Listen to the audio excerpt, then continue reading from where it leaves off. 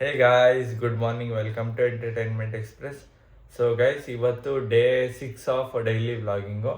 ಈಗ ಟೈಮ್ ಒಂದು 7:15. ಸೊ ಈಗ ಈಚೆ ಹೋಯ್ದು ಬರಬೇಕು. ಎಲ್ಲಿ ಅಂತ ನಿಮಗೆ ಮುಂದೆ ಬ್ಲಾಗಲ್ಲಿ ಗೊತ್ತಾಗುತ್ತೆ, ಅಲ್ಲೇ ಸಿಗೋಣ. ಓಕೆ, ಏನ್ ಜಗಳ ಆಡ್ತೀರಪ್ಪ ಇಬ್ರು? ರೆಡಿ ಇರಬೇಕು, ಪ್ಲಾನ್ ಮಾಡಬಾರ್ದು. ಪ್ಲಾನ್ ಮಾಡ್ದಂಗೆ ಕಲ್ತ್ಕೋಬೇಕು, ಇಲ್ಲಾಂದ್ರೆ ಹೋಗೋದು ಬೇಡ. ಯಾಕಪ್ಪ ಹಿಂಗಾಡ್ತೀಯಾ? ಆಯ್ತಾಯ್ತಾಯ್ತಾಯ್ತು.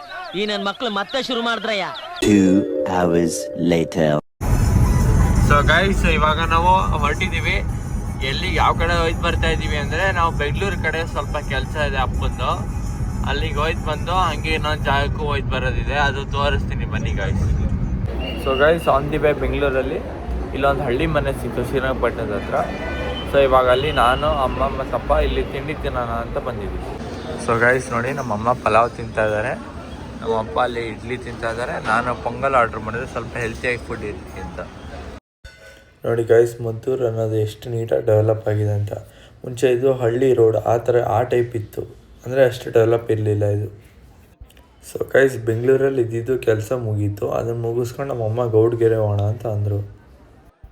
ಗೈಸ್, ನಾನು ಆ್ಯಕ್ಚುಲಾಗಿ ಇಲ್ಲಿಗೆ ಬರೋದು ಬೇಡ ಅಂತ ಹೇಳಿದೆ, ಯಾಕೆಂದರೆ ಇವತ್ತು 25th, ಎಲ್ಲರಿಗೂ ರಜೆ ಇರುತ್ತೆ, ಎಲ್ಲರೂ ಬಂದಿರ್ತಾರೆ, ಫುಲ್ ರೆಶ್ ಇರುತ್ತೆ ಅಂತ. ಬಟ್ ನಮ್ಮಮ್ಮ ಕೇಳಲೇ ಇಲ್ಲ, ಏನು ರೆಶ್ ಇರಲ್ಲ ಬಾ ಅಂತಂದು. ನಾನು ನಮ್ಮಪ್ಪ ಈ ರೆಶ್ನ ನೋಡ್ಬಿಟ್ಟು ನಾವು ಇಲ್ಲೇ ಇರ್ತೀವಿ, ಬೇಕಿರೋ ಹೋಗಿ ಕೈ ಮುಕ್ಕೋ ಬಾ ಅಂತ ಅಂದ್ವಿ. ದೇವಸ್ಥಾನದ್ದು ದರ್ಶನ ಮುಗೀತು ಗೈಸ್. ಸೊ ನಮ್ಮಪ್ಪ ಅಂದರೆ ಬನ್ನಿ ಚನ್ನಪಟ್ಟಣಕ್ಕೆ ಹೋಗೋಣ, ಅಲ್ಲಿ ಊಟ ಚೆನ್ನಾಗಿರುತ್ತೆ ಅಂತ ಅಂದರು. ಸೊ ಗೈಸ್, ದೇವಸ್ಥಾನದ ದರ್ಶನ ಮುಗಿಸ್ಕೊಂಡು ನಾನು ಅಪ್ಪ ಅಮ್ಮ ಇಲ್ಲಿ ಕಾಮತ್ ಹೋಟ್ಲ್ ಅಂತ ಇದೆ, ಅಲ್ಲಿಗೆ ಬಂದಿದ್ದೀವಿ.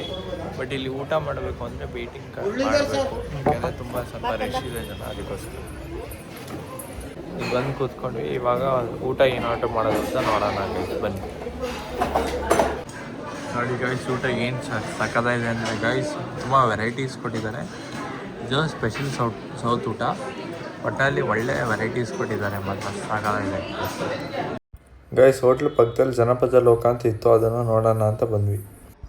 ಸೊ ಗೈಸ್, ಜನಪದ ಲೋಕ ಅಂದರೆ ಏನು ಥೀಮ್ ಅಂತ ಅಂದರೆ, ಹಳ್ಳಿ ವೈಬ್ಸ್ ಏನಿತ್ತು, ಹಳೆ ಕಾಲದಲ್ಲಿ ವೈಬ್ಸ್ ಏನಿತ್ತು, ಅದನ್ನು ಅವರು ತಿರ್ಗಾ ಲೈಕ್ ವಾಪಸ್ ಕೊಡೋ ಥರ ಮಾಡಿರೋದಂತೆ ಈ ಜಾಗ. ಆ್ಯಕ್ಚುಲಾಗಿ ನಿಮಗೆ ನಾನು ಇಲ್ಲಿ ಒಂದಷ್ಟು ಜಾಗಗಳನ್ನ ಶಾರ್ಟ್ಸ್ ಆಗಿ ತೋರಿಸ್ತೀನಿ ಗೈಸ್.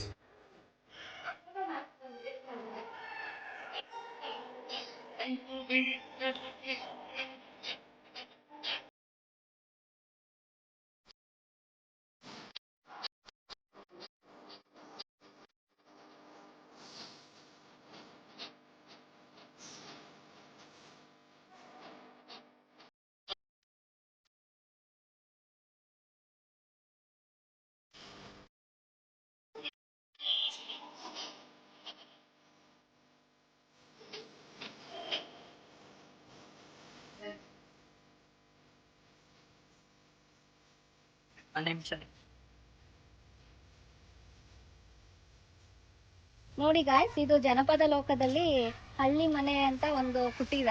ಈ ಹಳ್ಳಿ ಮನೆ ಕುಟೀರದಲ್ಲಿ ದನದ ಒಂದು ಕೊಟ್ಟಿಗೆ ಇದೆ. ಸೊ ಇಲ್ಲಿ ನಾನು ರಿಯಲ್ ಆಗಿ ನಿಜವಾದ ಹಸುನ ಇದು ಮಾಡಿದ್ದಾರೆ ಅಂತ ಅನ್ಕೊಂಡೆ. ನೋಡಿದ್ರೆ ಹತ್ರಕ್ಕೆ ಹೋಗಿ ನೋಡಿದ್ಮೇಲೆ ಗೊತ್ತಾಯ್ತು ಇದು ನಿಜವಾದಲ್ಲ ಅಂತ. ನೋಡಿದ್ರೆ ರಿಯಾಲಿಸ್ಟಿಕ್ ಆಗೇ ಇದೆ ಫ್ರೆಂಡ್ಸ್. ಆದರೆ ಇಲ್ಲಿ ರಿಯಲ್ ಕೋತಿಗಳಂತೂ ಇದೆ ಫ್ರೆಂಡ್ಸ್, ಯಾವುದು ಆರ್ಟಿಫಿಷಿಯಲ್ ಅಲ್ಲ, ರಿಯಲ್ ಕೋತಿಗಳೇ ಇದೆ.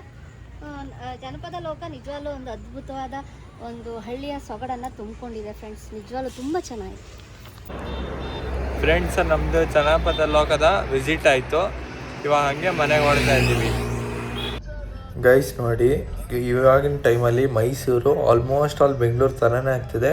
ಮುಂಚೆ ಮೈಸೂರಲ್ಲಿ 2 ಕಿಲೋಮೀಟ್ರಿಗೆ ಒಂದು 5 ಮಿನಿಟ್ಸ್ ಆಗೋದು, ಇವಾಗಿನ ಟೈಮಲ್ಲಿ 2 ಕಿಲೋಮೀಟರ್ ಅಂದರೆ 10 ಮಿನಿಟ್ಸ್ ಆಗ್ತಾಯಿದೆ. ಬಟ್ ಅದು ಯಾಕೆ ಅಂತ ಒಂಚೂರು ಗೊತ್ತಾಗ್ತಿಲ್ಲ ಗೈಸ್. ಸೊ ಗೈಸ್, ನಮ್ಮ ಅಪ್ಪ ಈಗ ಸ್ವಲ್ಪ ಈಚೆ ಹೋಯ್ತು ಬರ್ತಾ ಇದ್ದೀವಿ, ಸ್ವಲ್ಪ ಕೆಲಸ ಇದೆ ಹೊರಗಡೆ, ಅದಕ್ಕೆ ನಮ್ಮ ಅಪ್ಪ ಹೋಯ್ತು ಬರ್ತಾ ಇದ್ದೀವಿ ಇವಾಗ. 1 hour later. ಸರಿ ಗೈಸ್, ಇಲ್ಲಿಗೆ ಬಂದಿರೋ ಕೆಲಸ ಮುಗೀತು, ಇವಾಗ ಮನೆಗೆ ಹೋಯ್ತು ಬರ್ತಾ ಇದ್ದೀವಿ.